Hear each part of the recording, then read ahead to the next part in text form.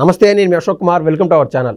ఇవాళ మనతో ముఖ్యమైన విషయం డిస్కస్ చేయడానికి సీనియర్ పొలిటికల్ అనలిస్ట్ రామబ్రహ్మం గారు అయితే మనతో ఉన్నారు. నమస్తే సార్. నమస్తే అమ్మ. సార్, కాకాని గోవర్ధన్ రెడ్డి గారు దాదాపు 2 నెలలు అంటే 55 రోజుల నుంచి ఎక్కడున్నాడో తెలియకుండా తప్పించుకొని తిరుగుతూ ఉన్నాడు. అసలు ఆయన ఎందుకు తప్పించుకోవాల్సిన పరిస్థితి వచ్చింది? అసలు పోలీసులు ఆయన ఇంతగా గాలించడానికి కారణం ఏంది? అసలు కాకాని గోవర్ధన్ రెడ్డి వ్యవసాయ శాఖ మంత్రి జగన్ రెడ్డి పాలనలో ఆయన ఆ శాఖను వదిలిపెట్టేసి గనుల శాఖలో అక్రమంగా క్వాజ్ని కొల్లగొట్టుకున్నాడు. సుమారుగా 1,00,000 టన్నుల క్వాజ్ని కొల్లగొట్టి అన్యాయంగా అక్రమంగా తరలించుకుపోయి అమ్ముకున్నాడు ఆయన. ఏ ప్రాంతంలో సార్ అది? నెల్లూరు. ఓకే. రుస్తు మైన్స్ ఆటల్లో. ఓకే. అది ఇదని ఏం లేదు, ఎక్కడ అవకాశం ఉంటే అక్కడ దోచేసుకున్నాడు. రుస్తు మైన్స్ పేరుకు వచ్చింది, బయటకు వచ్చింది. అది కాకుండా చాలా మైన్స్లో అక్రమంగా చాలా తరలించిపోయాడు. దాంతోపాటు ఎర్రమట్టి తోలుకున్నాడు, ఇసుక తోలుకున్నాడు. వేల కోట్ల రూపాయల కుంభకోణం అది.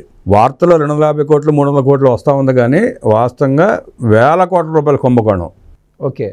చెన్నైకి ఇసుక తోలుకున్నాడు అక్రమంగా, చెన్నైకి ఎర్రమట్టి తోలుకున్నాడు అక్రమంగా. క్వాజ్ చైనాకు తోలుకున్నాడు. టన్ను 3,500 నుంచి 4,000 సుమారుగా. దాదాపు అంటే 1,00,000 టన్నులు మీరు చెప్పే ప్రకారం. 1,00,000 టన్నులు. ఓకే. ఒట్టి క్వాజే 1,00,000 టన్నులు దోసిపోయాడు ఆయన. ఓకే. దాని మీద కేసులు పెట్టారు. ఆ కేసులు పెట్టిన నేపథ్యంలో 2 సార్లు నోటీస్ ఇస్తే 2 సార్లు దొరకలా, తప్పించి తిరిగాడు. కేసు పెట్టినప్పుడు సవాల్ చేశాడు ప్రభుత్వానికి, నా జోలికి వస్తే పోలీసులు బట్టలు ఎత్తిస్తా అన్నాడు. అంటే తప్పు చేయనప్పుడు ఆ ధైర్యం ఆటోమేటిక్గా ఉంటుందేమో కదా సార్. మరి ప్రగల్భాలు, మేకపోతు కాంబేరం అనమాట. అంటే బ్లాక్మెయిల్ చేయటం, నన్ను అరెస్ట్ చేస్తే మిమ్మల్ని ఊరుకోనని చెప్పి జగన్ రెడ్డి ఇప్పుడు ఎట్లయితే మాట్లాడుతున్నాడో అదే రకంగా కాకాని గోవర్ధన్ రెడ్డి కూడా బెదిరించే ప్రయత్నం చేశాడు. ఆఖరికి నోటీసులు ఇవ్వడానికి వెళ్తే పారిపోయాడు. నిన్నేమైంది, పోలీసులు బట్టలు ఎత్తిస్తా అన్నాడు. ఆ బట్టలు ఎత్తిసి దొరికిపోయాడు అక్కడ మసాజ్ చేయించుకుంటా. ఎక్కడ సార్ ఇది? బెంగళూరు దగ్గర? బెంగళూరు దగ్గరలో. పోలీసులు అట్లాగే ఎత్తుకొచ్చారు బట్టలు లేకుండా, బయట తీసుకొచ్చి బట్టలు తొడిగారు పాపం వాళ్ళే సిగ్గేసి. కాకాని గోవర్ధన్ రెడ్డి ప్రగల్భాలు అలా ఉన్నాయి. అసలు ఆయన పైన పడినటువంటి ఏవేవి కేసులు సార్? అంటే అక్రమ తవ్వకాలు కావచ్చు, ఏదో ఎస్సీ ఎస్టీకి సంబంధించిన ఏదో కేసు అన్నారు. క్వాజ్ అక్రమ తవ్వకాల కేసు బయటపడింది ఒకటి. రెండవది ఎస్టీ ఎస్సీ వాళ్ళ భూములు కూడా ఆక్రమించుకుని దాంట్లో ఉన్న క్వాజ్ని కూడా తోలుకున్నాడు, వాళ్ళ బెదిరించాడు. ఆ ఎస్టీ ఎస్సీ కేసు కూడా నమోదయ్యాయి. అలాగే మందులు జిలిటన్ స్టిక్స్ ఇయ్యి అక్రమ దందా చేసి దాంట్లో కూడా ఇరుక్కున్నాడు. హైదరాబాద్ చుట్టుపక్కల ప్రాంతాల నుంచి మందుగుడు సామాగ్రి కొనుక్కుని వెళ్ళి అక్కడ ఆయన వాడుకోవటమే కాకుండా ఆ వాడుకోవటం మూలంగా చుట్టుపక్కల పల్లెలు గ్రామాలు ఉంటాయి కదా, అవన్నీ ధ్వంసం చేశాడు. అంటే ముఖ్యంగా అక్కడ పనిచేసేటువంటి ఎక్కువ శాతంలో ఎస్సీకి సంబంధించిన వ్యక్తులు ఉన్నారు. ఎస్సీ ఎస్టీ గ్రామాల చుట్టుపక్కల మైన్స్ పక్కన అన్నీ వీటి మూలంగా వాళ్ళ ఆస్తులను ధ్వంసం అయిపోయినాయి. అదొక కేసు నమోదైంది. ఇవి కాకుండా 2019 ఎన్నికల సమయంలో చీప్ లిక్కర్ తీసుకొచ్చి చాలామంది ప్రాణాలతో చెలగాటం ఆడాడు. ఎందుకంటే డమ్ చేసి పెట్టాడు సార్, అక్కడ చేసి పెట్టాడు. ఎలక్షన్లో వాడుకోవడానికి, ఆ జిల్లాలో పంచడానికి, తన నియోజకవర్గంలో పంచడానికి డమ్ చేసి పెట్టుకున్నాడు. కర్ణాటక నుంచి చీప్ లిక్కర్ తీసుకొచ్చి అదొక కేసు ఉంది. అలాంటి కేసులు చాలా ఉన్నాయి. ఈ అక్రమ మైనింగ్ మీద సోమిరెడ్డి చంద్రమోహన్ రెడ్డి గారు అలుపెరగని పోరాటమే చేశాడు. ఆయన మీద కూడా దాడి చేయడానికి చాలాసార్లు ప్రయత్నించారు. థర్డ్ జెండర్ని పంపించి చంద్రమోహన్ రెడ్డి గారిని పరాభవం చేయాలని ఆయన మీద దాడి చేయించాలని కూడా ట్రై చేశాడు. ఆఖరికి వాళ్ళు కూడా వచ్చి చంద్రమోహన్ రెడ్డి గారిని చూసి, అయ్యా తప్పు అయిపోయింది, ఆ దుర్మార్గుడు మమ్మల్ని డబ్బులు ఇచ్చి పంపించాడు, మీరెంత తెలియక మేము వచ్చామని చెప్పి వాళ్ళు కూడా దండం పెట్టి వెళ్ళిపోయారు. ఓకే. ఈ కేసులన్నీ ఆయన మీద ఉన్నాయి సార్. అయితే ఇక్కడ కొసమెరుపుగా ఒక ప్రశ్న సార్. సోమిరెడ్డి చంద్రమోహన్ రెడ్డి ఈ సర్వేపల్లి నియోజకవర్గానికి సంబంధించి కావచ్చు, లేదా పొదలకూరుకు సంబంధించి కావచ్చు, ఆయన మీరు చెప్పినట్టు అలుపేరుగానే పోరాటం చేశారు. అయితే ఈ సోమిరెడ్డి చంద్రమోహన్ రెడ్డి గారి పైన అనేక కేసులు ఎందుకు పడినాయి సార్? ఆయన ఒకసారి ఒక విలేకరుల సమావేశంలో మాట్లాడతా కూడా ఆయన నవ్వుకుంటా చెప్పాల్సిన పరిస్థితి. ఎవరైతే పోరాడుతున్నారో వాళ్ళపైన 100 కేసులు వేసేది ఏందయ్యా బాబు అని. ఆనాడు వాళ్ళకి అధికారం చేతిలో ఉంది. జగన్మోహన్ రెడ్డి దుర్మార్గ పాలన జరుగుతూ ఉంది. కాకాని గోవర్ధన్ రెడ్డి మంత్రి. ఈయన ప్రధాని ప్రశ్నించడంతో అడ్డమైన కేసులు, తప్పుడు కేసులు పెట్టారు ఆయన మీద. తప్పుడు కేసులు నిలవరించే ప్రయత్నం చేశారు. ఆయన ఆగల. వీళ్ళ బండారం మొత్తం బయట పెట్టారు. హస్తిని దాకా తీసుకెళ్ళాడు ఆయన.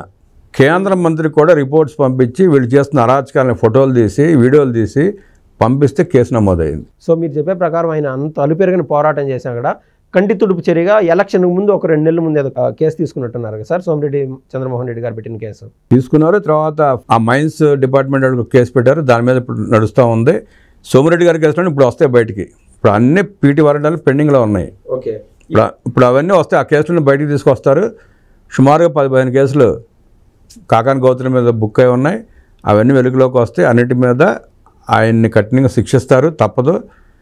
మింగేసిన 1000 కోట్లు కక్కాల్సిందే. సార్ మీరు చెప్తాను కేవలం ఎకానామికల్ కోణంలోనే చెప్తానంటే డబ్బులు లూటీ చేశారనే కోణంలో ఇంకా ఆయన పైన ఎటువంటి కేసులు ఉన్నాయి అంటే ఎస్సీ ఎస్టీలని బెదిరించారని, ఎస్టీ ఎస్సీ కేసులు బెదిరించిన కేసులు ఉన్నాయి, ఓకే మందుగోడు సామాగ్రి కేసులు ఉన్నాయి, అనుచిత వ్యాఖ్యలు కూడా చేసినట్టున్నారు సార్ పవన్ కళ్యాణ్ గారు. వ్యాఖ్యలు చాలా చేశాడు ఆయన, ఓకే చాలా చేశాడు. ఇప్పుడు అటు జోలికి వెళ్ళకపోయినా కూటమి ప్రభుత్వం పెద్దలకి ఆ దిశగా వెళ్ళే ఉద్దేశం లేదు, వాళ్ళకి రాజకీయంగా వాళ్ళని హింసించే ఉద్దేశం లేదా కేసు పెట్టే ఉద్దేశం లేదు. ఓకే వ్యవస్థలను అడ్డం పెట్టుకుని దోచుకున్న ఖనిజ సంపదను వెలికి తీయటమే ఇప్పుడు వ్యవస్థల పని. ఓకే దీనికి కూడా ప్రభుత్వానికి సంబంధం ఏం లేదు, కూటమి ప్రభుత్వానికి ఈ కేసులో సంబంధం ఏం లేదు. ఆ మైనింగ్ వాళ్ళు పెట్టిన కేసులు, ఆ ఎస్టీ ఎస్సీలు పెట్టిన కేసులు అవే నడుస్తూ ఉన్నాయి, వాటి మీద చర్యలు తీసుకుంటున్నారు. ఆ సందర్భంగానే నోటీసులు ఇచ్చారు. 2 సార్లు పారిపోయాడు ఆయన. ఆఖరి మారు వేషాలతో బెంగళూరులో తిరుగుతున్నాడని కూడా సమాచారం వచ్చిన వెంటనే పోలీసులు అక్కడికి వెళ్తే అక్కడి నుంచి కూడా పారిపోయాడు. 2 రోజులకు ఒకసారి స్థావరాలు మార్చుకుంటూ ఉన్నట్టు హాస్టల్స్లో ఉంటా, గెస్ట్ హౌస్లో ఉంటా, తిరుగుతా కూర్చున్నాడు ఆయన. సార్ మొత్తం మీద కొడాలి నానిది కేసు, దాంతోపాటు ఇప్పుడు మాట్లాడుతున్నటువంటి గోవర్ధన్ రెడ్డి కేసు, 2 అదే విధమైన కేసులుగా మనకైతే కనిపిస్తున్నాయి కదా సార్. ఇక్కడ కొడాలని కేసు డిఫరెంట్ కేసు. అది ఓకే పేద ప్రజల బియ్యాన్ని దొంగతనంగా అమ్ముకున్న కేసు ఒకటి, ఓకే ప్రైవేటు భూములు కబ్జా చేసిన కేసు ఒకటి, ఓకే ఇసుక కూడా టచ్ చేశాడు కదా సార్ ఇతను. ఇసుక స్కామ్ ఒకటి ఉంది, ఇసుక స్కామ్ అదొక కేసు ఉంది. అది కాకుండా సెంటు పట్టా భూములకి ఓకే చెరువులో పట్టాలు ఇచ్చి పక్కనున్న ప్రభుత్వ భూముల మట్టిని తోలుకొచ్చి దాన్ని పూడ్చి అది బయట నుంచి తీసుకొచ్చినట్లు 100 కోట్ల రూపాయల బిల్లులు చేసుకున్నాడు, అదొక కేసు ఉంది. ఓకే ఆయన మీద కూడా ఎస్టీ ఎస్సీ కేసులు ఉన్నాయి. ప్రైవేట్ లేఅవుట్లో ఆక్రమించుకున్న కేసులు కూడా ఉన్నాయి. ఓకే కొడాలని మీద ఆ కేసులు చాలా ఉన్నాయి. సో మొత్తం మీద ఇప్పుడు గోవర్ధన్ రెడ్డి అయితే జైలుకి వెళ్ళడం జరిగింది. అతి దగ్గరలో కొడాలి నాని కూడా జైలుకి వెళ్ళే ఛాన్స్ ఉంటుందా సార్? త్వరలో బహుశా మొన్న బైపాస్ సర్జరీ చేయించుకున్నాడు, ఇప్పుడు బాగానే తిరుగుతున్నాడు కాబట్టి అతను కూడా అరెస్ట్ చేసే అవకాశం ఉంది, ప్రశ్నించే అవకాశం ఉంటుంది.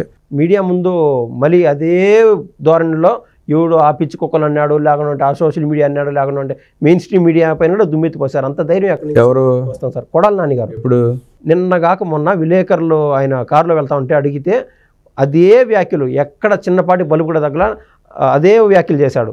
ఎందుకు వస్తుందంటారు అంత ధైర్యం ఆయనకి? అంటే కొవ్వెక్కిన మనిషికి ఓకే ఆ వాల్స్ బ్లాక్ అయినాయి, వాల్స్ మార్చినట్టున్నారు, బైపాస్ సర్జరీ చేశారు. ఇంకా మిగతా ఒంట్లో కొవ్వు ఉంటుంది కదా, ఓకే ఆ కొవ్వు ఇంకా కరగల.